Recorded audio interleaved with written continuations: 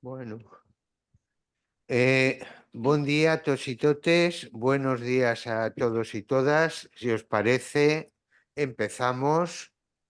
Imagino que todavía se irá incorporando presencialmente algunas personas y en principio conectadas online ya tenemos a 15 personas, ¿vale? Bueno, bueno. eh, ya digo, bienvenidos y bienvenidas en unos casos presencialmente y en otros casos online a este workshop sobre convivencia en barrios de alta diversidad, no solo étnico-cultural, sino también de otros factores, y barrios que al mismo tiempo conocen procesos de transformación sociourbana. Como veis en el programa, en este workshop se abordan una diversidad de barrios y municipios multiculturales con esa diversidad de procesos de transformación. En unos casos, gentrificación, en otros casos, relegación y degradación, en otros casos, hábitat disperso. Tenemos también no solo barrios, sino también municipios. Aquí en la web del proyecto Participa Barrios, que quien quiera más información sobre nuestro proyecto es muy sencillo, web Participa Barrios. Aquí tenemos los barrios que estamos en el proyecto, barrios de Valencia y Madrid. Valencia, el Sorriols, Rusafa, el Cabañal, La Roqueta, Madrid, Vallecas, Cañorroto, Lavapiés, pero también Zaragoza, Las Fuentes, San Matías en Tenerife y también municipios multiculturales muy distintos. Por un lado, Carcaixent, que es una ciudad media de ámbito agrícola, ¿vale? Y por otro lado, Teulada, que sería un paradigma de turismo, lo que en la jerga conocemos como migraciones internacionales de retiro, particularmente ingleses, ¿vale? Bueno, la línea del workshop, como es también la línea del proyecto, nosotros vamos a trabajar, a ver, un momento que este ratón, nosotros vamos a trabajar básicamente en tres líneas, ¿eh? Vamos a privilegiar las relaciones vecinales y la participación barrial en sus diferentes formas. Nos interesa no solo el presente, ¿eh? No solo lo que estamos recogiendo ahora, sino también el tiempo medio, ¿vale? La evolución, comparar la situación actual con la gran recesión, entre otras cosas, para captar lo que serían tendencias profundas, ¿vale? Y nos interesa también análisis comparativos entre diferentes contextos barriales. Y por último, queremos inscribir en nuestro análisis, teniendo muy presente esos procesos de transformación urbana, que son uno de los factores que para bien o para mal afectan a la convivencia, y también en general aspectos y factores que van más allá del barrio o del municipio. Y ejemplos tenemos múltiples y diversos. Tenéis el programa en las carpetas. Los y las ponentes somos fundamentalmente miembros del equipo de Participa Barrios. También contamos con 3 ponentes de fuera de nuestro equipo. Juan Iglesias, de la Universidad de Comillas, que ha investigado temas similares, y una de sus últimas investigaciones y una magnífica publicación que muchos yo creo que ya conocéis, se titula Lo que se esconde tras el sosiego, ¿eh? El prejuicio étnico grupal, la convivencia en los barrios populares. Contaremos también con Núria Benach, de la Universidad de Barcelona, que ella es co-IP, corresponsable de un PI, de un proyecto de investigación como el nuestro, con afinidades, espacios de resistencia y redes de supervivencia en los márgenes urbanos. Y por último, aunque en este último caso será online, con Beatriz Padilla, que ha trabajado mucho y muy bien, primero en el ICSTE de Lisboa y actualmente como directora de un instituto de investigación Tampa, Florida, Estados Unidos, ¿vale? Y que nos hablará en particular de su experiencia como directora del proyecto Red de Investigadores de la Unión Europea, GovDiv, Gobernando la Diversidad, sobre políticas locales de diversidad. Bueno, como ya he dicho, este workshop se inscribe en el proyecto, y lo que vamos a hacer es presentaros primeros resultados, ¿vale? Nos apetecía y nos interesaba debatir estos resultados con un público amplio interesado en la materia, profesionales, estudiantes, por supuesto, otros investigadores, y por eso la opción de hacer este workshop abierto. Al difundir el workshop, la verdad, no esperábamos la acogida que hemos tenido. Tenemos 62 inscritos, ¿eh? En principio, 26 presenciales y la gran mayoría online, ¿vale? Tenemos personas de otras universidades: Autónoma de Madrid, Universidad de Zaragoza, Universidad Pública de Navarra, Universidad de Alicante, Universidad París 8 Nanterre, creo que también la Central de Venezuela. Tenemos profesionales de ayuntamientos, varios, miembros de asociaciones y colectivos, en particular de los barrios de Valencia, algunos de los cuales estáis aquí presentes. Entonces, a todos y todas, muchas gracias por vuestro interés y esperemos que las jornadas sean productivas y estén a la altura de las expectativas levantadas, ¿vale? El programa lo tenéis en la carpeta. En principio, la idea es que cada ponencia presentaremos y comentaremos sobre 3/4 de hora, más no, para que tengamos un tiempo amplio, mínimo 20 minutos, media hora, para debatir lo que tengamos a debatir, ¿vale? Bueno, pues ya antes de pasar a la primera ponencia, pues algunas cuestiones de intendencia, ¿eh? Las jornadas se graban, como ya se explicitaba en la inscripción. Algunos y algunas me habéis preguntado, la grabación estará disponible tanto en la web de la Facultad de Ciencias Sociales como en la web del proyecto, ¿vale?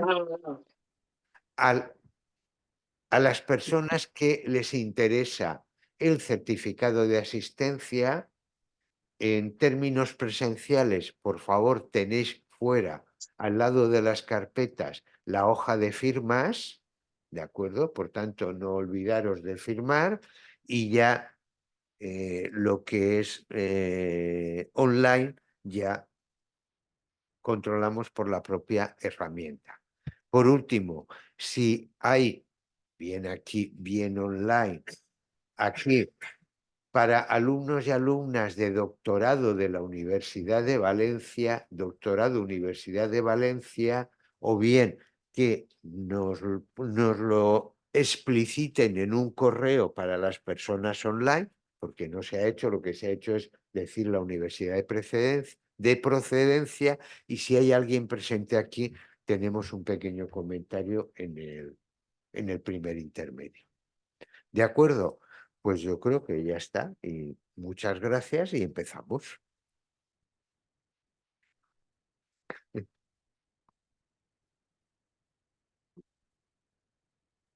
Vale,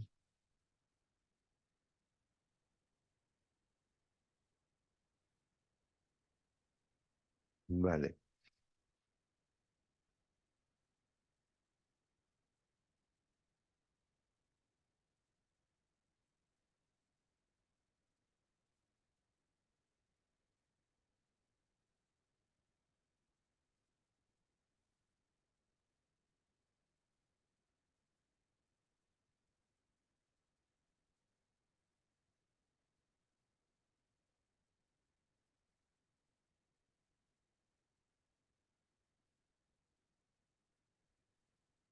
Bueno, buenos días a todos y doy también la bienvenida, como ha hecho Paco, a este evento que espero que pues, también que sea muy productivo.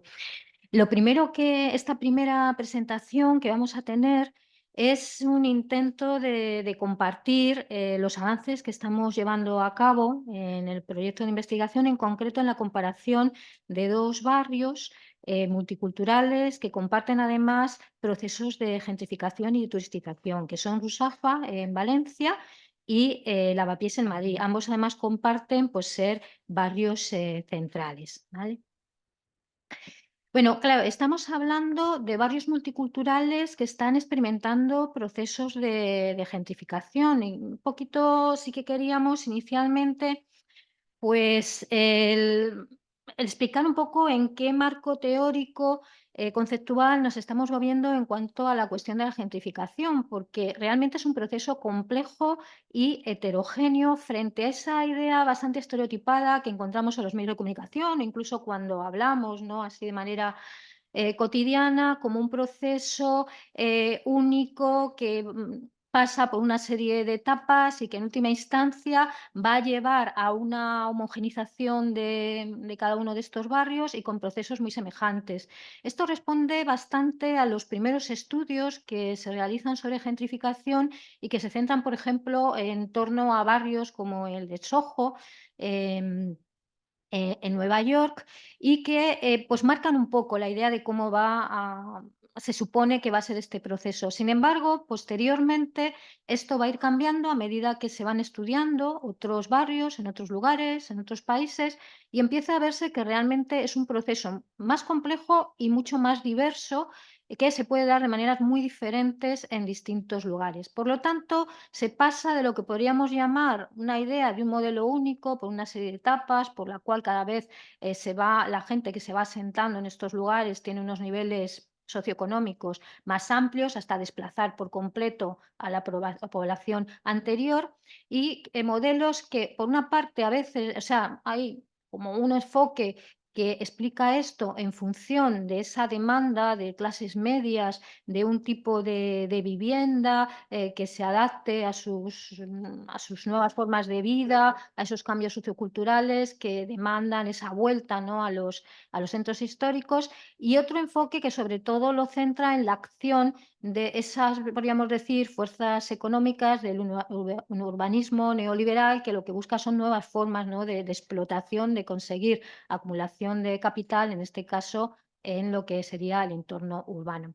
Bueno, como digo, van haciendo otros estudios, se va viendo que realmente la gentrificación se puede producir de maneras muy diferentes, que las causas son también diversas, que los actores y el papel de los actores en esto los distintos actores también puede ser distinto y los efectos también. Por lo tanto, tendríamos una diversidad de procesos de gentrificación distintos en alcance, en la forma hasta qué punto llegan a transformar el barrio, la velocidad, hay unos que se producen de manera muy rápida y otros que van muy despacio, y también muy diferentes en cuanto al impacto y las transformaciones que se pueden plantear en estos barrios.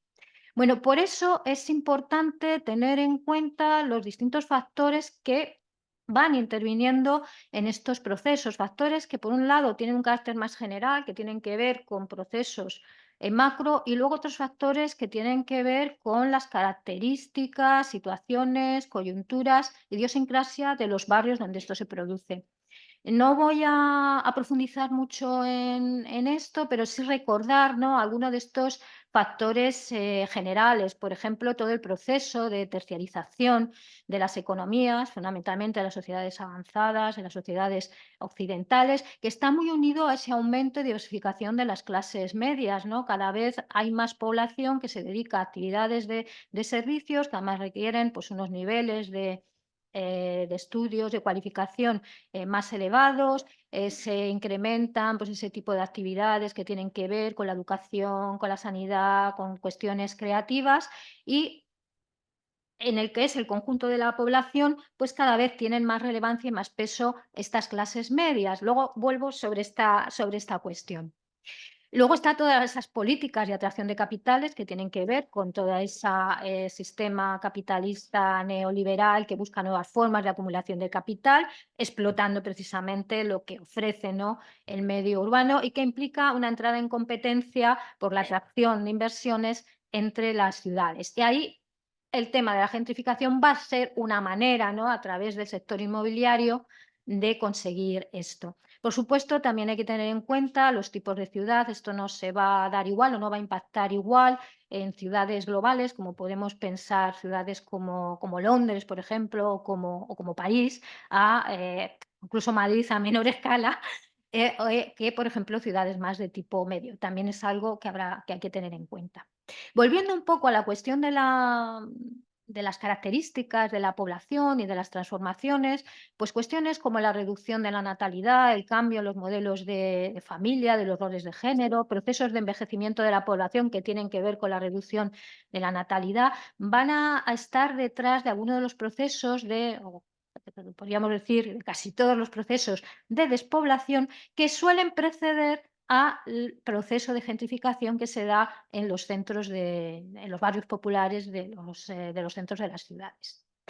Bueno, ahora hilando un poco con la cuestión del aumento y diversificación de las clases medias, tenemos que tener en cuenta cómo aquellos modelos urbanísticos que intentaron paliar o resolver el problema de una manera de la necesidad de vivienda en esas ciudades que estaban creciendo, pensad en la década, en la posguerra, tanto en el caso de España como en el caso de las ciudades europeas, pero también en Estados Unidos, que esos modelos urbanísticos que apostaban por la periferización, bien a través de esos colonias suburbanizadas de viviendas unifamiliares, o bien esas periferias más de carácter obrero, pero no exclusivamente, también de clases medias. Estoy pensando, por ejemplo, en los barrios de la periferia parisina, que pues implicaban un modelo racionalista inspirado muchas veces en los planteamientos de Le Corbusier, de cómo se separaba lo residencial por un lado,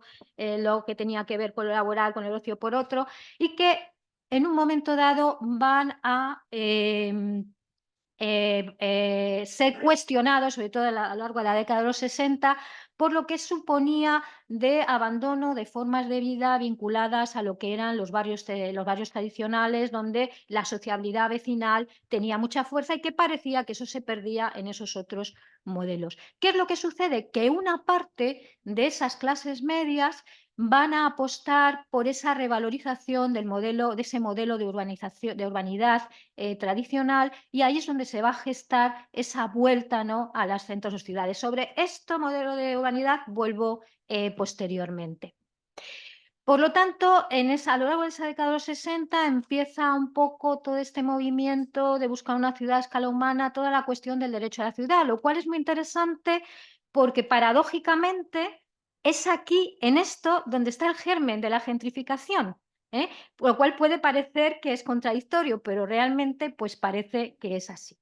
Pasamos, por lo tanto, a esos factores locales y a los actores que intervienen en estos procesos de gentrificación. Tampoco me voy a extender mucho, pero sí recordar algunos. Desde luego, hay que tener en cuenta que donde esto se suele producir son en esos barrios que han sido objeto de un deterioro previo, un deterioro urbanístico que se puede ver pues, en la dejadez a la hora de mantenimiento del parque de viviendas, población envejecida, despoblamiento, porque la gente más joven y que ha podido tener una cierta movilidad se ha ido a otros lugares con vivienda en mejores condiciones. Esto también unido a barrios que a veces tienen capas de población en situación bastante precaria. Todo eso implica que son barrios que en principio parecería que no son muy atractivos y por lo tanto poco a poco lo que vamos viendo es que hay un parque de viviendas, de locales comerciales, industriales que se van quedando vacíos, ¿vale? Eso es una condición importante para que se produzca ese proceso de gentrificación, el que haya una oferta en ese sentido, ¿no?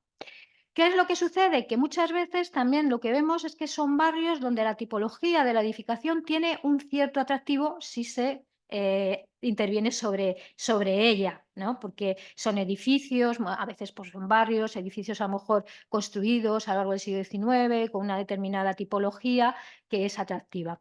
Por lo tanto, estamos hablando de que en un primer momento pues son sitios donde además por las características estas de deterioro, la vivienda pues, y los locales pueden ser baratos. A ello hay que añadir el tema de la estructura de propiedad, que es absolutamente clave. No es lo mismo que haya muchos propietarios y no. Si hay muchos propietarios, eso marca por un lado, la posible resistencia al proceso de gentrificación, pero ojo, muchos de esos actores que podríamos decir gentrificadores son precisamente esos propietarios y esos pequeños propietarios que van a vender en un momento dado a lo mejor sus viviendas. Sin embargo, si estamos hablando de muchos inquilinos, mucha gente que tiene alquilados, las viviendas, pues ahí es una situación más vulnerable con respecto al proceso de gentrificación y por lo tanto puede acelerar este proceso.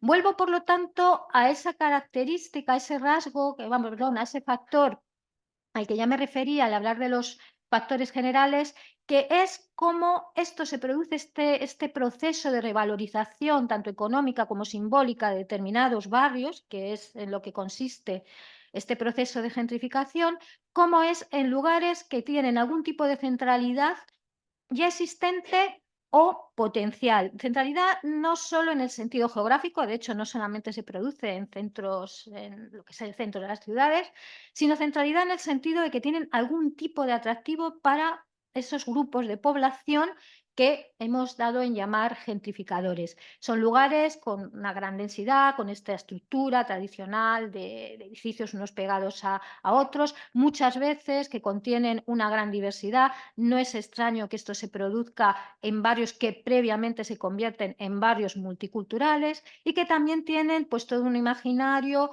que nos remonta a una memoria histórica. Bueno, pues todo esto vemos cómo es esencial a la hora de entender cómo se producen estos procesos. Otro factor importante a tener en cuenta son los movimientos vecinales, tanto en el sentido de que pueden contribuir a mejorar las condiciones de vida en el barrio, presionando para que haya una serie de intervenciones y una vez más, paradójicamente, esto puede derivar en hacer más atractivo el barrio y que, por lo tanto, ese proceso de gentrificación se produzca e incluso se acelere. Pero también tenemos los movimientos vecinales que lo que plantean es precisamente una resistencia ante estas cuestiones. ¿Qué decir del papel de las administraciones públicas, de las políticas públicas, que por omisión o por acción intervienen también en un sentido o en otro? Hay que tener en cuenta también cómo vayan a ir transcurriendo los procesos anteriores, esas centralidades, por ejemplo, que se crean en torno a determinados grupos de población e inmigrantes, si eso se va a mantener o no se va a mantener, y luego procesos posteriores que pueden ir apareciendo, desde luego el que se produzca ese aumento constante del precio del suelo es un elemento importante porque va a limitar quién entra a vivir ese barrio y también puede estar produciendo las famosas expulsiones, ¿vale? Pero luego también otro tipo de procesos que se pueden estar dando, que es también lo que nos vamos a referir después, como es la turistización o la hostelerización de estos lugares. Por lo tanto, hay que tener todo esto en cuenta para entender esa diversidad de procesos de gentrificación. Por otra parte, está ese papel, la diversidad de actores y el papel que asumen. Antes decía que a los antiguos vecinos a veces tenemos la idea, ¿no?, que son los más perjudicados por un proceso de gentrificación, pero muy a menudo entre esos antiguos vecinos lo que tenemos son también agentes de esa gentrificación, cuando son propietarios de esos locales, de esas viviendas y ven una oportunidad pues de mejorar a lo mejor sus condiciones de vida, vendiéndolos, arreglándolos, alquilándolos, con lo cual es un elemento muy importante el tener en cuenta qué hacen esos antiguos vecinos. En otros casos no es así, estamos hablando de gente que vive de alquiler, que se ve presionada para salir del barrio. Y luego están esos nuevos vecinos, ¿no?, que se van a ir incorporando con el proceso y que también pueden ser muy, muy diversos, desde esa clase media profesional, pues ya digo, gente muchas veces se dedica a temas de educación, sanitarios. Luego, según va, si el proceso sigue adelante, pues puede cambiar a perfiles, digamos, con un estatus más elevado.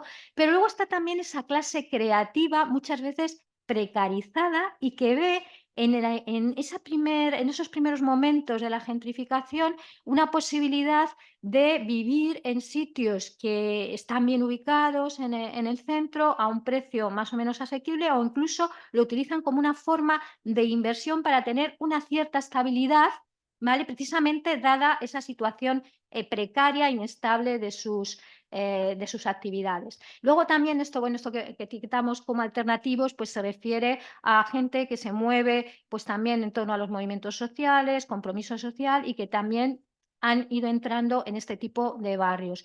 Y luego, cuando estos procesos van mucho más allá, sí que podemos encontrar barrios en los que empieza a incorporarse una élite transnacional. Ahí ya sí estamos hablando de unos niveles de gentrificación bastante más intensos.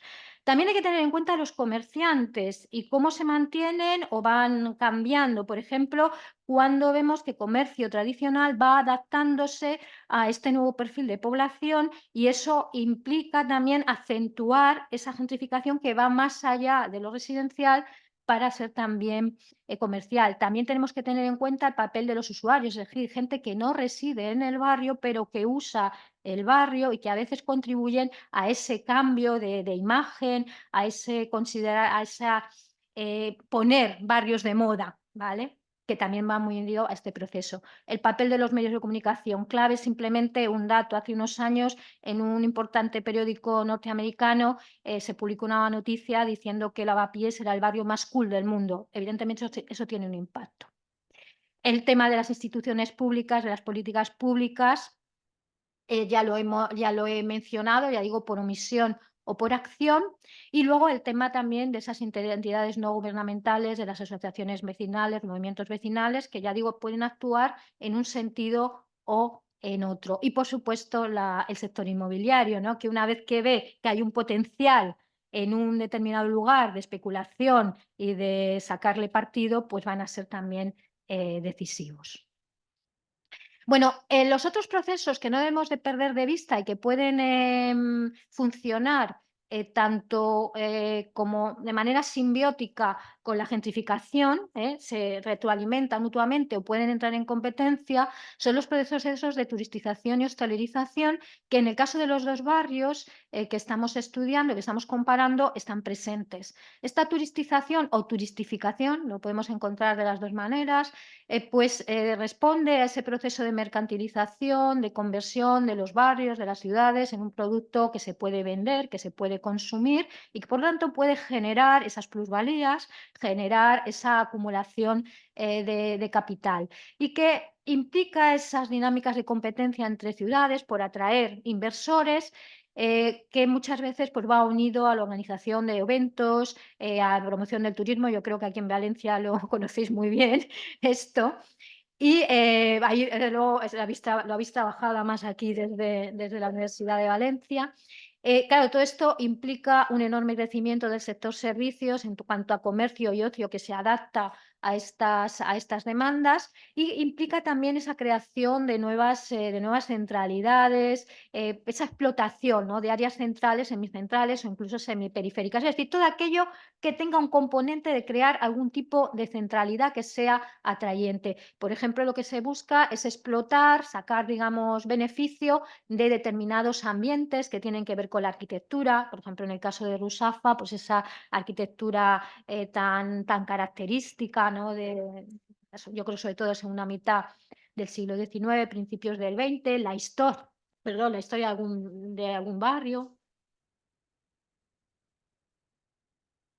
la vida cultural que a veces también se promueve, el proceso previo de diversificación por la incorporación de población e inmigrante, es decir, todo esto es explotable y por lo tanto tenemos que tener en cuenta cómo interaccionan tanto el proceso de cuantificación con el proceso de turistificación y de hostelerización. Te toca. Muy bien.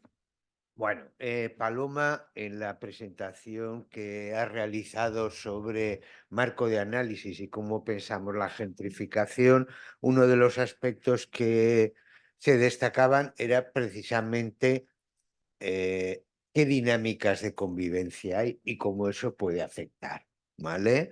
Haciendo una cierta búsqueda por literatura internacional, lo que tenemos serían tres situaciones tipo, ¿vale? Tres situaciones tipo que nos interesa tener presente, entre otras cosas, porque estamos hablando de barrios de alta diversidad, bien sea por origen inmigrante, bien sea por minorías racializadas, estoy pensando en los afroamericanos o gitanos, ¿vale?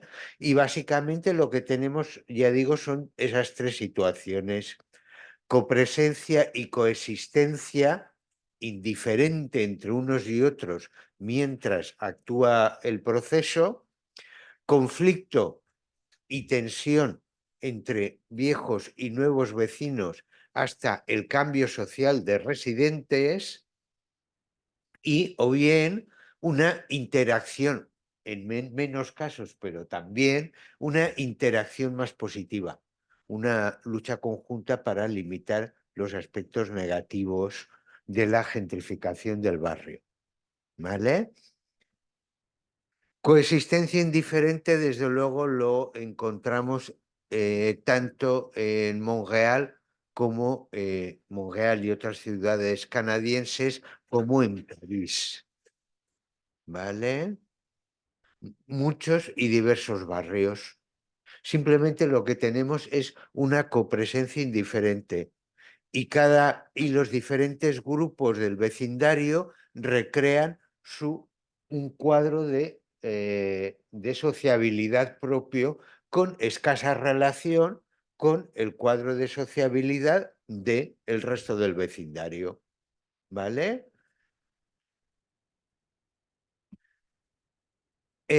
Otra situación es conflicto.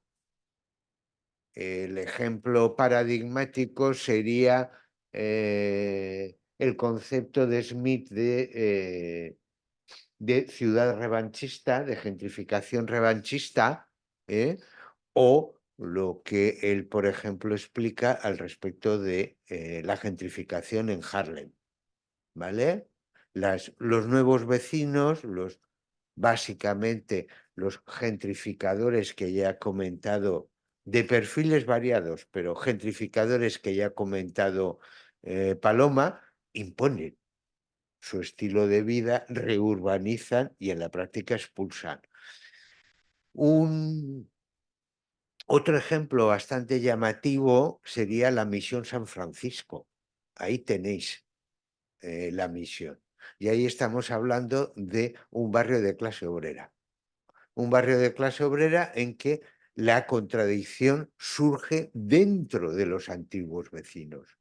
Por un lado, los trabajadores blancos yanquis, propietarios de casitas de madera muy, muy modestas, ¿vale? Como veis en la foto de arriba, muy modestas, que se alían con las inmobiliarias porque están encantados. Y por otro lado, el vecindario hispano, que se asentó ahí desde los años 50, que básicamente son inquilinos o eran inquilinos y por lo tanto muy contrarios a la gentrificación. O es, por ejemplo, también el ejemplo de Chateauguay en París, ¿eh? Analizado por Baquet. Menos habitual, pero también por señalarlo todo y no perder la esperanza, vamos a decirlo así, tendríamos aquellos barrios donde lo que se da es una interrelación más positiva. Ahí tenemos varios ejemplos, en mi opinión, muy interesantes. El caso de Belleville en París, las fotos son de Belleville, o el caso de la Goutte d'Or, también en París. ¿Vale? En la práctica hay una alianza, vamos a decirlo así, entre el vecindario de toda la vida, en unos casos de origen francés, de Soca y Arrel, que digo en otros casos de origen inmigrante, ese vecindario asentado y los nuevos vecinos, normalmente profesionales socioculturales, que se instalaron en el barrio, no solo atraídos por los buenos precios, sino también por el ambientillo multicultural y que, en principio, no les parece bien que eso desaparezca. ¿Vale? Y en ambos casos generan la suficiente capacidad como para modificar el plan inicial del Ayuntamiento de París. Muy bien, pues vamos rápidamente, porque como suele pasar, nos explayamos y luego, ¿vale? Vamos rápidamente. Vamos a hablar de convivencia. ¿Eh? Tenemos el concepto de convivencia que es muy, los anglosajones le denominan hispano, ¿eh? En la literatura anglosajona, cosa que es divertida, bueno, no entraré ahí ahora. Concepto de living together, cohabitation, conviviality, ¿vale? En cualquiera de los casos estamos haciendo referencia a una serie de estudios focalizados en la interacción vecinal de barrios y también municipios crecientemente heterogéneos y multiculturales, y la heterogeneidad esta heterogeneidad no se deriva solo y en ocasiones ni fundamentalmente por las diferencias de tipo étnico o de pertenecer o no a grupo racializado. Como veremos, hay también otros factores. Y estos tipos de estudios, desde una perspectiva u otra, se centra sobre los efectos sobre la cohesión social y la inserción de las personas inmigrantes. Podemos rastrear, no me voy a detener, pero un creciente consenso en varios aspectos. Primero, el marco del barrio es muy relevante, por supuesto, pero influyen también factores externos y superiores al barrio, factores de ciudad, factores estatales, en ocasiones factores transnacionales, Por poner únicamente un ejemplo, Jordi Chiner, que nos hablará de Teulada, uno de los aspectos que desde luego excede a Teulada y al Estado español son las implicaciones del Brexit, pero una buena parte de la inmigración extranjera. ¿Vale? Otro aspecto de consenso desde una conceptualización y otra, ese análisis de la convivencia, del vivir juntos, hay que enmarcarlo en los procesos urbanos y sociales. Y al mismo tiempo, tanto desde las teorías de la interseccionalidad como de la superdiversity, cada vez se subraya más que la diferencia o el aspecto etnocultural no es el único factor y en ocasiones ni tampoco el más relevante. ¿Vale? Nosotros, esto no es novedad para una parte del público, somos un grupo que trabajamos, nuestra entrada son las dinámicas sociales, ¿no? Las dinámicas de conflicto y cohesión. Ya conocemos estas dinámicas, lo hemos trabajado en anteriores proyectos, no me voy a explayar aquí. Aquí están los aspectos fundamentales, ¿no? Dinámicas de conflicto, básicamente por culturalización de disputas vecinales, por atribución al otro recién llegado, en este caso inmigrante, de los problemas sociales, urbanos o de otro tipo del barrio, y sobre todo en periodo de crisis, dinámicas de competencia por recursos escasos, sean ayudas sociales u otras, ¿vale? Pero también tenemos, que es lo que nos interesa a nosotros, dinámicas de cohesión, derivadas de la convivencia tranquila asentada a lo largo de los años y también de los comunes intereses como vecinos y las dinámicas de participación que eso pueda generar. Obviamente estamos hablando de dinámicas fluidas, variables, cambiantes, etcétera. ¿Vale? Entramos en nuestro análisis desde una visión holística. No nos interesa solo tal o cual colectivo de inmigrantes, cosa que otros estudios en esta línea pueden estar muy bien, sino lo que nos interesa es tener presente el conjunto de la convivencia del barrio, ¿vale? Esa visión holística. Desde el punto de vista de las relaciones vecinales, y nosotros establecemos una doble caracterización, relaciones fuertes y débiles, relaciones vecinales fuertes cuando hay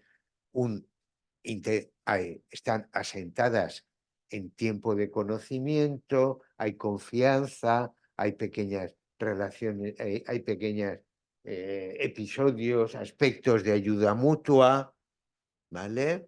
Relaciones vecinales débiles, aquellas que se resuelven en un saludo, en un gesto de reconocimiento, etcétera, aunque, como veremos, en nuestra opinión tiene también incidencia, bien centradas en el propio grupo, endogrupo o exogrupo. Vamos, que si no se nos come esto.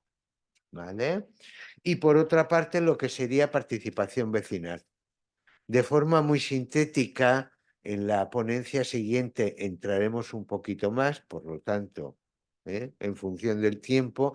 Aquí lo que distinguiríamos sería la participación vecinal formal a través de instituciones, asociaciones más normativizada con unas reglas explícitas y participación barrial informal, ancladas en las dinámicas de la vida cotidiana. Y esto puede estar en función del origen, de dónde sale puedes desde arriba o desde abajo. Adelante. ¿Mm?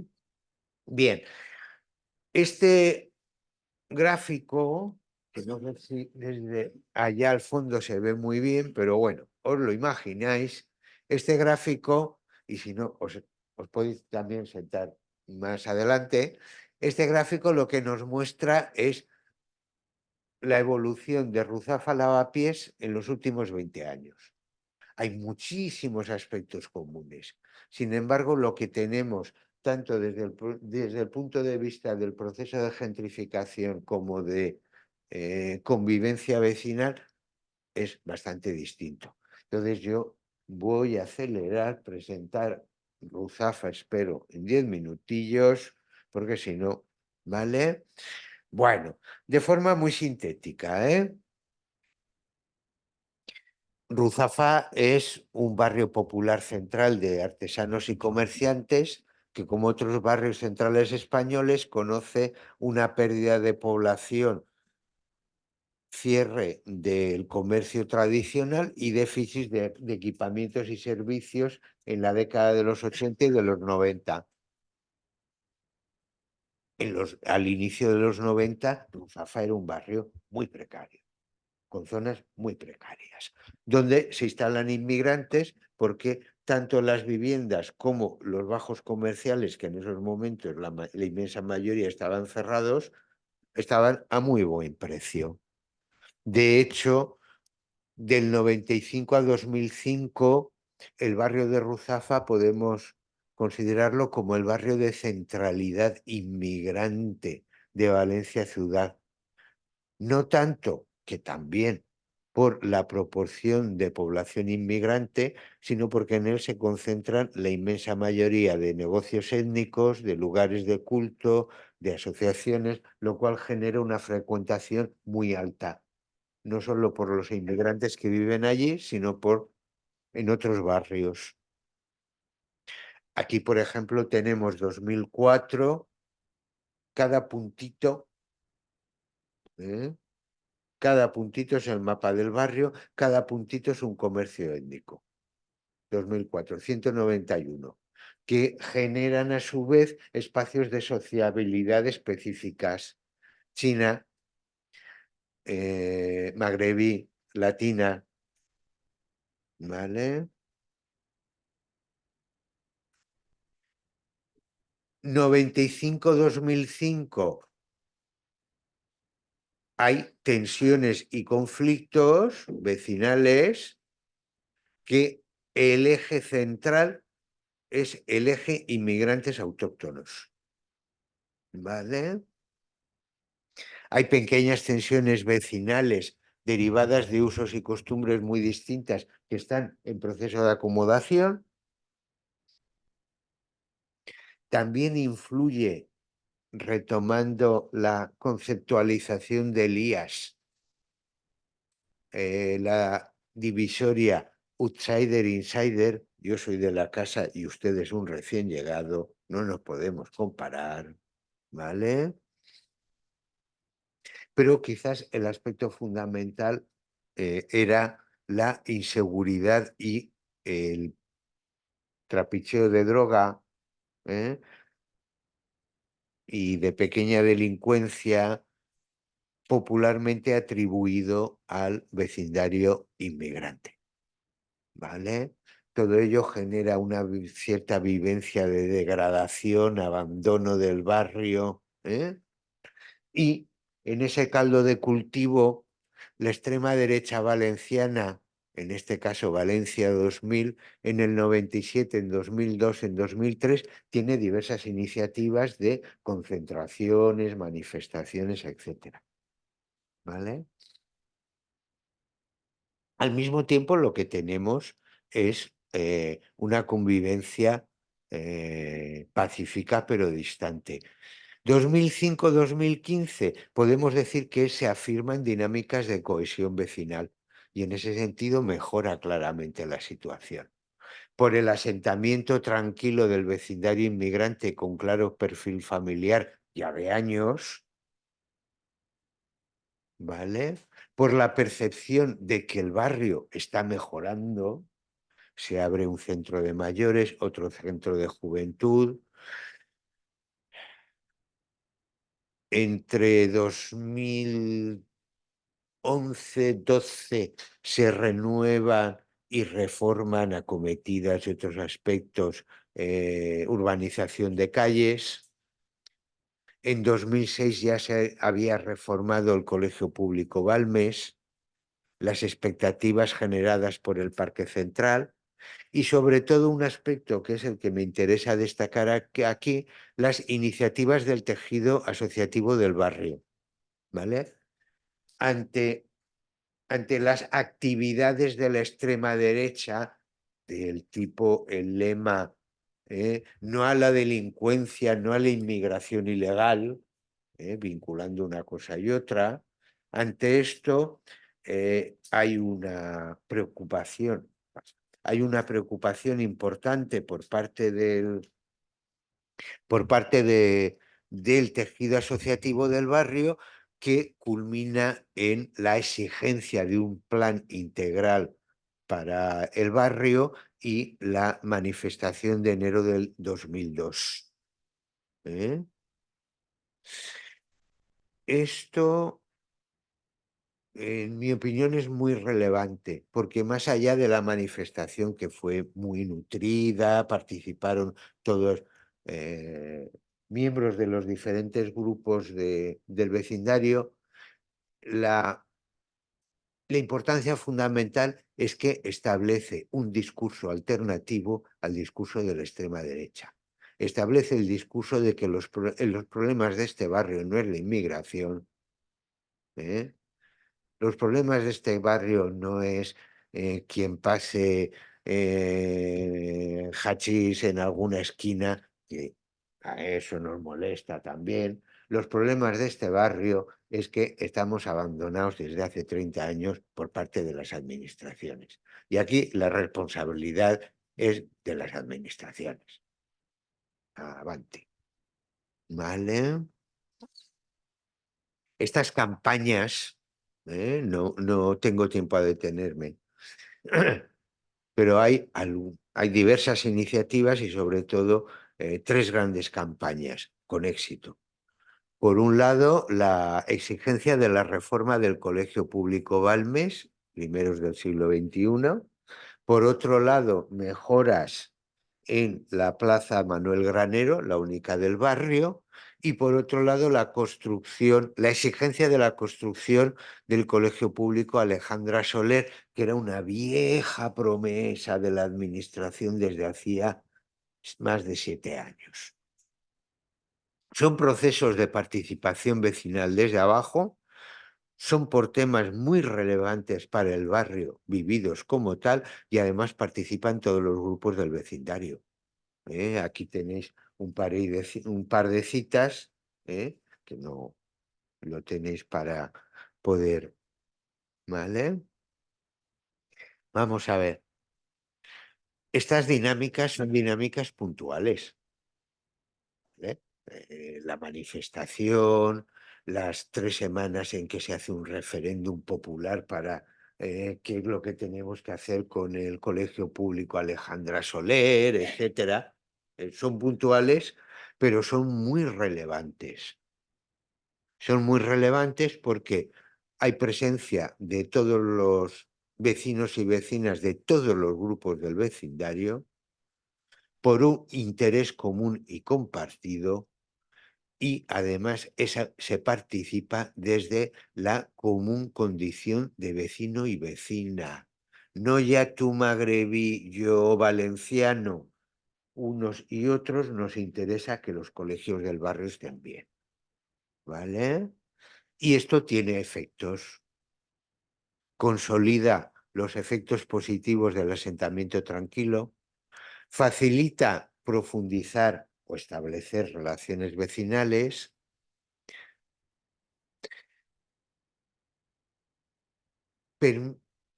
se reconoce al otro como vecino legítimo en el sentido, usted es tan vecino como yo, y usted tiene tanto derecho como yo a intervenir y decir la suya en las cosas del barrio, ¿vale?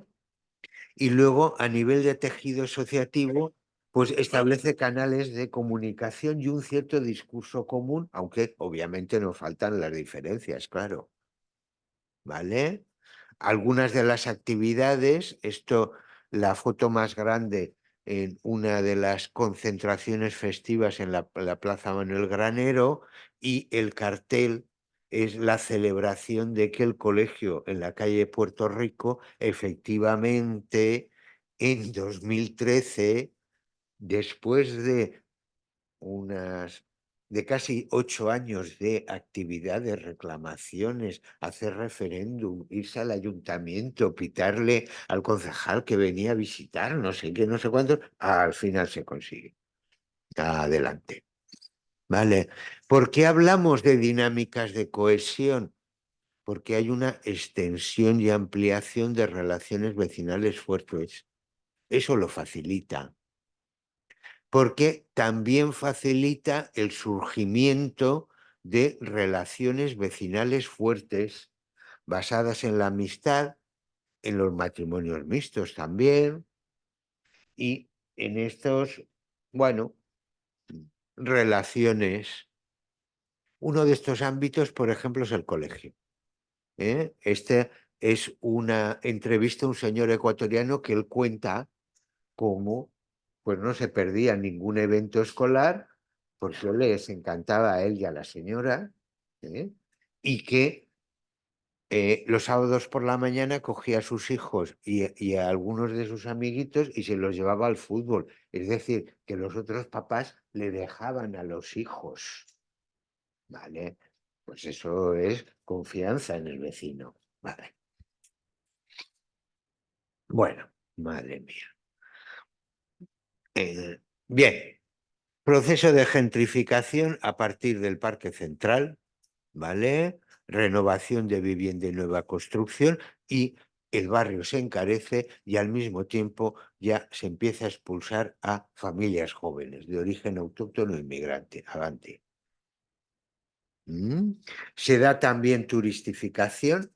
En enero de 2022, la oferta que teníamos en Airbnb eran de 486 en el barrio de Ruzafa. Por supuesto, la inmensísima mayoría no están declarados, ¿eh? También comercios orientados a este público, y la cosa se complica cuando ya Ruzafa se consolida como se convierte en zona de ocio nocturno, proliferación de terrazas, etcétera. Avante. ¿Vale? Cambios en el vecindario. Por un lado, tendríamos nuevos vecinos y vecinas de clase media, españoles, franceses, ingleses, alemanes, holandeses, con dos tipologías. Esto, al menos por mi parte, es provisional. Nuevo vecindario de clase media que vive en el barrio, pero no hace vida en el barrio, sus hijos no van a los colegios del barrio. Y nuevo vecindario de clase media que reside y vive más en el barrio. Sus hijos van a los colegios del barrio, están en el Parque Manuel Granero, en los actos de las escuelas, se les ve el sábado por la mañana por el mercado, y una parte reducida, pero una parte se ha relacionado con asociaciones e iniciativas. ¿Vale? Avante. Cambios en el vecindario inmigrante. Las personas de origen inmigrante mantienen su relevancia en Ruzafa, ¿eh? El 20% del vecindario es nacido en el extranjero, el 15% son extranjeros, ¿vale? ¿Qué es lo que ha pasado? Lo que ha pasado es que, por un lado, se ha modificado el perfil, ha aumentado inmigrantes de países ricos y ha disminuido inmigración extracomunitaria. Igualmente hay menor presencia de esta migración extracomunitaria es menos visible. Por disminución de comercios étnicos, el oratorio musulmán se trasladó a Melilla en 2018, etcétera. ¿Vale?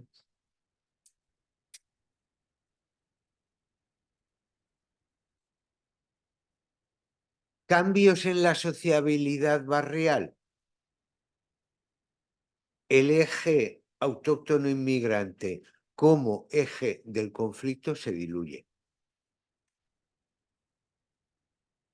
Ya no se habla de eso en el mercado, como hacía 15 años. No digo que no haya pequeñas tensiones puntuales, pero eso no articula los comentarios de tensión, de pequeñas tensiones vecinales, ¿vale? Y se están conformando otros ejes de tensiones vecinales soterradas. Vecinos y usuarios de ocio nocturno, ruidos, terrazas, no sé qué, no sé cuántos, y vecinos y turistificación. ¿Vale? Un cambio en los temas y en los ejes de conflicto que correlaciona con los cambios que hemos visto en el barrio. Me parece muy clara la cita de el miembro de la Asociación de Vecinos que dice, bueno, el barrio ha mejorado, dice, acuérdate del 2000, degradación del barrio, situación de los colegios, inmigración e inseguridad. Ahora se habla de otra cosa. Los problemas son los precios de la vivienda, las terrazas y los ruidos. ¿Y quién está a favor y en contra de los apartamentos turísticos? O como dice un vecino magrebí, que tiene piso en Ruzafa y es propietario de un bazar desde hace 32 años, dice, ahora hay inmigración, no inmigración, digamos, pobre, es inmigración rica. ¿Vale? Bueno, pues vamos a pasar ahora al barrio de Majadores, donde vamos a Lavapiés, que es la denominación popular del barrio administrativo, es Embajadores, donde vais a ver que hay muchos puntos en común con Rusafa, pero también diferencias muy sustanciales. Podéis ver en la parte de la derecha de la diapositiva con un círculo la zona que corresponde a Embajadores dentro de lo que es el distrito centro, con lo cual está muy cerca de lo que es la Puerta del Sol. Lo digo por si conocéis, bueno, Puerta del Sol, donde las uvas, ¿vale? Para que os hagáis una idea, ¿vale? Bueno, voy a intentar ir un poquito deprisa y lo que voy a hacer en esta diapositiva es trazar la trayectoria que ha seguido el barrio de Lavapiés. Tenéis que tener en cuenta que ya en el siglo XIX, principios del XX, se configura buena parte de la imagen de Lavapiés como barrio castizo. En la Zarzuela, los sainetes, hay muchísimos que transcurren en esa zona, la idea de los chulapos, que también os sonarán. Era un arrabal, un barrio bajo, pero también heterogéneo. Había comerciantes, había artesanos, había obreros, una parte muy importante de población gitana que vendían y compraban ganado, etcétera. Por lo tal, ya digo que ya ahí se está conformando la imagen de ese imaginario del barrio. Bueno, hasta la década de los 60 es cuando todavía está llegando, también es una zona de llegada de población de inmigración interior. Había bastantes problemas de hacinamiento. En esos momentos en Madrid había unos problemas muy grandes para poder dar acogida a toda la gente que estaba llegando. Y esto va a significar que a lo largo de la década de los 60, cuando empiezan a construirse los barrios periféricos con una vivienda asequible, con unas mejores condiciones de habitabilidad, aunque luego también, hablaremos en otro momento de Caño Roto mañana, veremos también qué implicaciones tenía eso, implica que mucha gente se va a marchar del barrio, ¿vale? La gente joven se va a ir a ese tipo de nuevas construcciones en la periferia, va a haber un envejecimiento de la población que comienza de manera más evidente en la década de los 70, gente que se va, un deterioro importantísimo del parque inmobiliario. Estamos hablando de edificios que la mayoría son de la segunda mitad del siglo XIX, que necesitan rehabilitaciones continuas, pero que no se están haciendo, ¿vale? Con lo cual, todo como que contribuye a ese deterioro del barrio. Los planes urbanísticos en ese momento era demoler, incluso se llegaron a hacer algún esponjamiento, ¿no? Pero la idea era que es lo más barato es de tirar y luego volver a construir, también ya con una idea de especulación en mente. ¿Qué es lo que sucede? Que en la década de los 70, incluso antes del paso a la democracia, empieza la movilización vecinal. Y luego ya se formalizará y consiguen ir frenando esto. También es el momento donde cambia esa idea de revalorizar ese modelo de urbanidad vinculada a lo que son los centros de las ciudades, esa recuperación y esa idea de que hay que proteger los barrios centrales, históricos y todo lo demás, con lo cual entran en juego políticas que van a frenar esas demoliciones. Es decir, la mayor parte de los edificios de lavapiés no se pueden tocar, ¿vale? Bueno, en estas llega la década de los 80, el auge de la droga, que impacta desde luego en toda España, desde luego en Madrid, en casi todos los barrios, impacta de manera muy dura. Los testimonios de la gente con la que voy hablando siempre acaba saliendo el tema de la droga, en la década de los 80, de mucha gente joven que murió. A mí en su caso me han dicho, pues conozco una familia donde se murieron varios hijos. Es el tema de la droga y el tema del SIDA, que se está dando en ese momento muy vinculado, lo cual contribuye una vez más a ese deterioro del barrio y todo esto va unido a un cierre del comercio local, sobre eso hablaremos mañana, pero que tiene que ver con una pérdida de clientela, con mucha población mayor que tiene un poder adquisitivo menor, también menos necesidad de consumo para la población joven, pues en buena medida, no todos, evidentemente, se ha ido marchando. Perdón. Ay.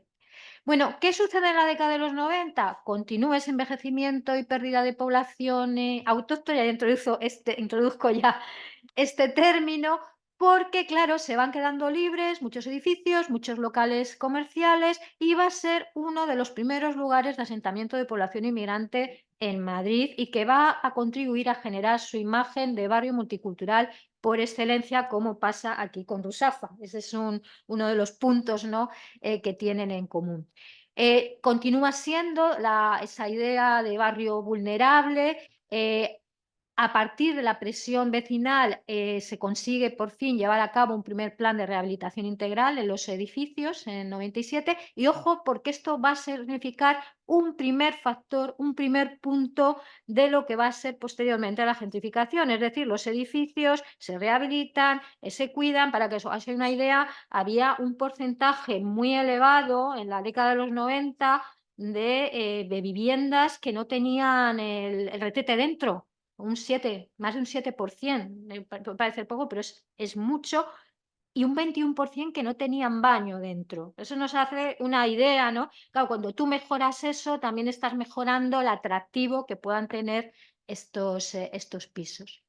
Bueno, en este momento, además de ese asentamiento de población inmigrante, empiezan a asentarse también pues esas clases medias profesionales, artistas, gente que busca esta vida también un poco más alternativa y que se sienten pues atraídos, ¿no? por ese barrio, su centralidad, y también pues se va potenciando ese asociacionismo vecinal.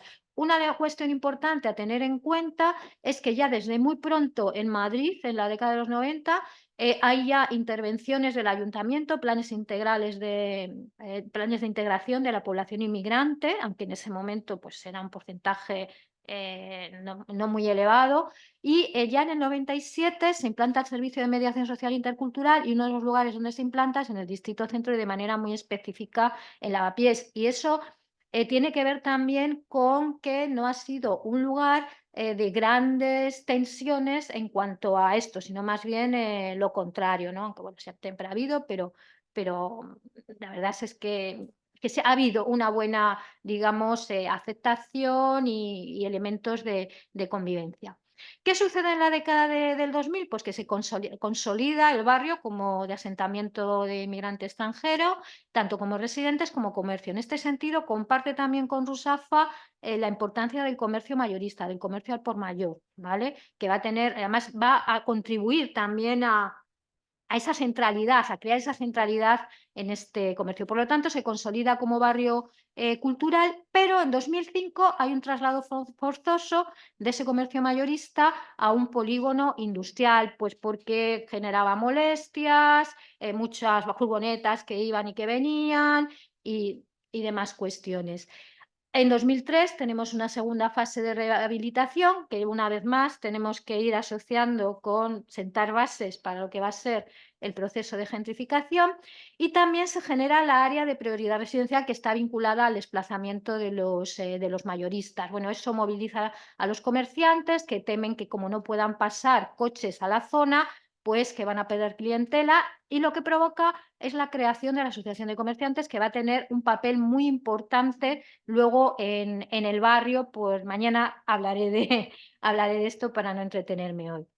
Bueno, continúa la llegada de esos pioneros de la gentrificación a lo largo de esta década y también cómo se va consolidando como una zona de centralidad de ocio alternativo por el tipo de locales, o sea, que no responden a uno, de momento a un ocio cool en absoluto, ¿vale? Pero se va generando ese ambientillo que va a ser atractivo, ¿no? Para el barrio. Y bueno, pues se genera ese imaginario de barrio exótico y conflictivo. Y a partir de la década de 2010 hasta la actualidad, lo que nos encontramos es ante todo una simultaneidad de seguir siendo un barrio multicultural muy evidente, ¿vale? Ahora vamos a ver algunos datos después. Sigue habiendo mucha población en situación vulnerable. Por otra parte, hay una gentrificación muy evidente, más en unas zonas del barrio que en otras. Se ha convertido en un núcleo de ocio cultural y hostelero. El proceso de hostelerización está bastante desbordado en este sentido. Y luego la presencia de la droga. La presencia de la droga a partir sobre todo de 2020 vuelve a estar muy presente y es muy preocupante para los vecinos del barrio, sobre todo los que conocieron lo que sucedió en la década de los 80. ¿Vale? Y por lo tanto tenemos imaginarios múltiples del barrio. Siempre sigue esa idea de barrio con problemas conflictivos, la idea del casticismo, pero también de lo que yo denomino un cult popular. ¿Vale? No tiene que ver poco con el cult de Rusafa, algunos puntos de conexión, pero es bastante diferente. ¿Vale? Bueno, este es un poco el panorama. Algunos datos muy rápidos para que tengamos en cuenta, por ejemplo, el nivel de renta medio está por debajo de la media de Madrid, lo cual tiene que ver con una heterogeneidad. O sea, si viéramos las secciones censales, hay secciones censales que tienen un nivel de renta que supera la media de Madrid, pero hay otros que están como en la mitad. O sea, que ahí hay una gran heterogeneidad. La tasa de paro, aunque ha ido mejorando con la recuperación económica tras la pandemia, sigue siendo, veis, más elevada que la media del distrito centro. Está en el puesto 45 del ranking de barrios con vulnerabilidad, de 131 barrios. Eso es muy relevante. Pero al mismo tiempo vemos cómo ha ido creciendo, aumentando el precio de la vivienda con altibajos. Voy para adelante. Vale. Bueno, la presencia de población extranjera sigue siendo muy importante. Ves que son casi un 40% de nacidos en el extranjero, ¿vale? Y un rasgo que es diferente con respecto a Rusafa es que aquí la población inmigrante más relevante son los bangladesíes, seguidos de venezolanos, argentinos, colombianos, pero también se incorporan del Reino Unido, de Francia, de Italia, con lo cual vemos esa simultaneidad, ¿vale? Bueno, ¿qué principales factores de potenciación de la gentrificación? Simplemente que tengamos en cuenta cómo toda esta centralidad como un sitio de ocio se han ido instalando en su momento también algunos grupos vinculados un poco al el colectivo gay, esa potenciación de este tipo de actividades, pues lo que hacen es intensificar ese atractivo que tiene el barrio, ¿vale? Y todo eso pues ha contribuido a que se produzca este proceso de gentrificación, ¿vale? Sin embargo, también hay una contención, ¿vale? Que es otro de los rasgos característicos que diferencia con Rusafa, que tiene que ver, por una parte, con las características del parque inmobiliario, en el sentido de que no es lo mismo un edificio que no puedes meter en un ascensor y el piso del cuarto piso, pues cuesta. Y todo lo que son los pisos que son interiores, temas de iluminación, de ventilación, con lo cual aunque ha habido ese aumento del precio de la vivienda, pero no es igual para toda la oferta, ¿vale? La estructura de la propiedad, hay mucha gente, que es lo que hemos dicho antes, bueno, hay mucha gente que posee su piso y por lo tanto no tiene esa presión para marcharse, otros no, otros sí que han sido objeto de expulsiones. Las resistencias de los movimientos vecinales, si veis en la foto de arriba a la izquierda, es de las fiestas de este verano, de allí del barrio, ¿no? Y ahí hay como un manifiesto contra la gentrificación y contra la turistización y una reivindicación de ese carácter multicultural, ¿no? Del barrio. Y luego, otro elemento de contención bastante importante es esa presencia del problema asociado a la droga. La foto de abajo a la derecha es de una concentración reciente en una de las zonas del barrio donde protestaban la gente pidiendo medidas, ¿no? Para controlar este tipo de cuestiones. La turistización y la hostelerización es un elemento de contención de la gentrificación porque entra en competición con ello y además hay gente que se está marchando del barrio porque ya no aguanta más los ruidos, las basuras, ese cambio de ambiente de ser lo que era un barrio a ser un núcleo de ocio, ¿vale? Bueno, voy deprisa porque ya estamos ahí. Bueno, Lavapiés, desde el punto de vista de la convivencia y las tensiones, ¿vale? Lo tendríamos que ver en función de las relaciones que se plantean entre los distintos actores. Me voy a centrar en las fotos que yo creo que se ve bastante bien. En la foto de arriba a la izquierda, a la derecha lo que tenéis es un barbershop magrebí, ¿vale? Que se llama Riff, y al lado justo donde la cola de la gente eso es uno de estos cafés Kulkan abierto, con aire así casual, y la cola fundamentalmente es de turistas, o sea, de gente que va a pasar una temporada ahí, también algunos Erasmus. ¿Veis ahí el contraste? Y eso genera todo el tema de la hostelerización genera problemas entre los vecinos que quieren seguir manteniendo su barrio y los intereses de los hosteleros, ¿vale?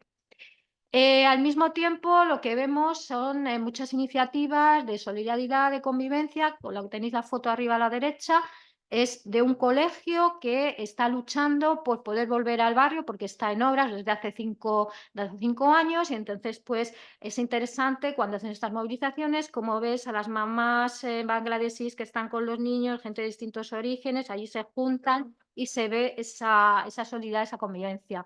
Foto de abajo a la izquierda, una intervención de las muchísimas intervenciones policiales en la zona vinculadas al trapicheo de droga, lo cual genera ahí importantes tensiones. Y la foto de abajo a la derecha es de esta concentración que os decía reciente y que es interesante tener en cuenta cómo hay una disensión, o sea, hay una confluencia en identificar el problema que tiene que ver con el trapicheo de droga, pero la forma de abordarlo puede ser muy diferente y eso tiene que ver con distintos posicionamientos ideológicos, ¿vale? Con lo cual, eso es un elemento de tensión entre los propios vecinos. Bueno, estos eran algunos testimonios que no me voy a detener en ellos. Quizás uno, el de esta vecina que también es comerciante, esa idea de estamos luchando para que el barrio siga siendo barrio, ¿vale? Eso ya creo que nos da una idea, ¿no? de cuál es la situación. Y luego otra que lo que hace es poner en positivo ese otro perfil de población que fue llegando porque ella considera que sí quieren hacer barrios, sí participan de la vida del barrio y en general esto se contrapone a quien va a hacer uso del barrio, ¿vale? El tema de la droga que os decía de la década de los 80 y ese miedo a que se vuelva esto a dar, que lo podemos ver en testimonios de distintas personas. No me detengo y bueno, pues conclusiones, Paco. Vale. Bueno, como vemos, tenemos diferentes resultados en barrios multiculturales centrales en gentrificación. Es el caso de Ruzafa Lavapiés, pero no me da tiempo a argumentarlo porque además ya nos hemos pasado amplísimamente del horario. Pero podíamos hacer la comparativa entre el norte, barrio del Raval, Barcelona, norte Raval, el Museo de Arte Contemporáneo, el CIDOB, etcétera, sur de Raval, o el eje en París, el eje del Boulevard Barbès, norte y sur, Châteauroux y la Goutte d'Or, ¿vale? Tenemos similitudes muy notables entre Rusafa y Lavapiés. En los dos barrios se da una gentrificación fragmentada a la española, poco a poco, de forma puntual, por las características de nuestro modelo residencial, altísimo proporción de propiedad, escasa movilidad, etcétera, con diferente ritmo e intensidad, bastante más avanzado e intenso en Ruzafa. Las dinámicas de cohesión y conflicto básicamente han sido las mismas. Cohesión derivada de un proceso de arraigo tranquilo, sostenido en el tiempo, de las dinámicas comunes como vecinos y las iniciativas de participación barrial de diferente tipo. En el caso de Ruzafa, básicamente desde abajo; en el caso de Lavapiés, se han dado desde abajo y desde arriba. Conflictos pues similares, ¿vale? Todo ello ha generado relaciones vecinales de diverso tipo. Hay diferencias evidentes, ¿vale? En Lavapiés se mantienen zonas degradadas y de trapicheo de droga, lo que genera tensiones soterradas.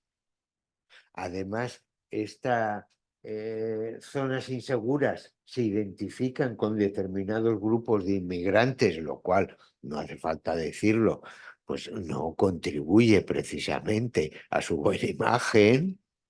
Hay también tensiones vecinales por turistificación y hostelerización. Y a diferencia de Ruzafa, Lavapiés mantiene su carácter de barrio de centralidad inmigrante para buena parte de la inmigración que vive más o menos por el centro de Madrid, o en ocasiones a la iglesia de San Lorenzo acuden desde las afueras.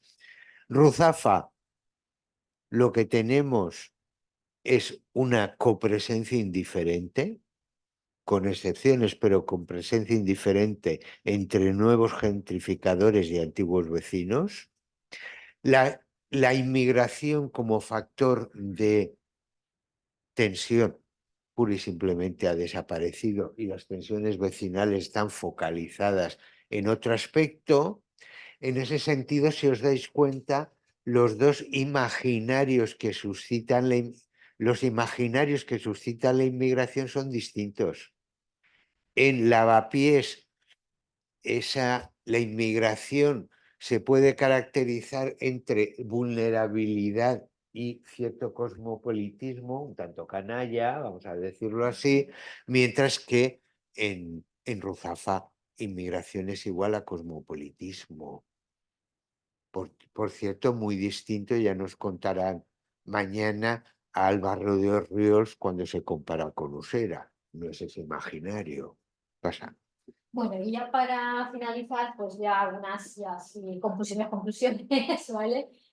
Lo que tenemos que tener en cuenta es esa diversidad de la que hablábamos antes, que podemos encontrar en cuanto a los procesos de gentrificación, en este caso en estos barrios multiculturales, cómo hay que tener en cuenta en este sentido la incidencia, perdón, que no le he dado aquí, ahora se me escucha, bueno, no sé si los de fuera me lo estaban escuchando, vuelvo a decir, que hay que tener en cuenta cómo en la gentrificación inciden distintas cuestiones en estos barrios multiculturales. Una de ellas es esos procesos de turistificación y de estolerización que vemos que pueden contribuir a lo mejor a reforzarlo, pero también a contenerlo, como es en el caso de Lavapiés, que entran en una clara competencia, y cómo hay que tener en cuenta esa diversidad de procesos y cómo podemos ver que no se dan de la misma manera ni con la misma velocidad en todos los barrios. Y cómo es característico, en este caso, del caso de Lavapiés, cómo hay esa competencia, esa coexistencia entre procesos que también se da en el caso de Rusafa, pero ha perdido más ese carácter de barrio multicultural vinculado a esa inmigración extracomunitaria.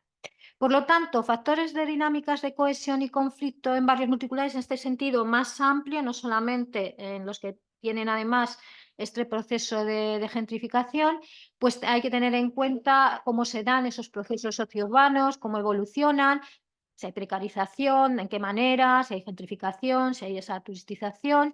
Hay que tener en cuenta el papel que desempeñan, quiénes son y el papel que desempeñan los distintos actores individuales, que pueden, perdón, locales, que pueden ser individuales, colectivos, institucionales, qué papel tienen y también cómo interaccionan entre sí y, por lo tanto, qué relación se están dando, qué acciones de carácter formal, informal, también se tejen a partir de esto.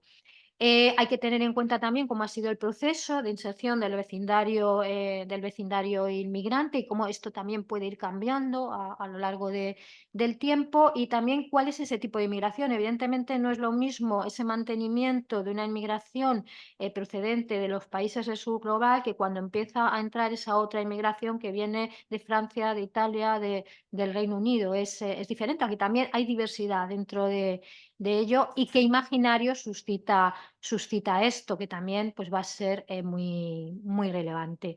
Y con esto pues ya concluimos. Hemos dado muy mal ejemplo, Paco. Sí.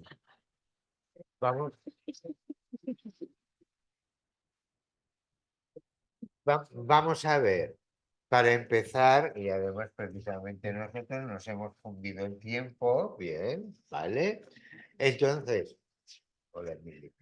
Entonces, vamos a ver si os parece. Estábamos aquí intercambiándonos WhatsApps. Apuntáis los temas de debate que tengáis. Hacemos ahora, si os parece, 10 minutos de descanso, un cuarto de hora, porque es que si no, con tanta información es difícil de procesar. Volvemos, vemos la presentación de procesos participativos Ruzafa, perdón, Cabañal Ruzafa, y ahí hacemos ya un bloque de cuestiones. ¿Vale? Muy bien, merci, gracias. Sí, sí, sí, volvemos en 45, Muy bien. por favor. Está aquí, yo tengo aquí a lo que el del chaleco rojo. Vale, vale. Y dice más peligroso. Ya, pero una, ¿por qué?